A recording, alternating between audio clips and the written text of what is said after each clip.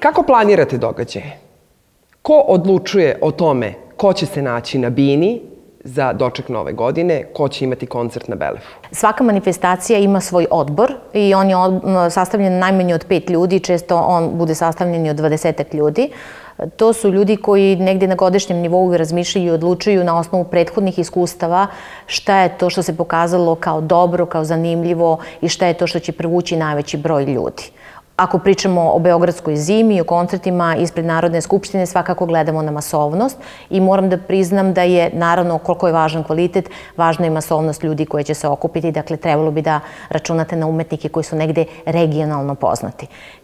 Kada je u pitanju Belef, manifestacije drugačijeg sadržaja, s obzirom da je letnji period, gledamo da ispunimo različite interesovanja. Te stoga ćete na Belefu naći kako koncerte, klasične muzike, koreodrame, pozorišne predstave, bajagini koncert, prosto drugačija je vrsta manifestacije.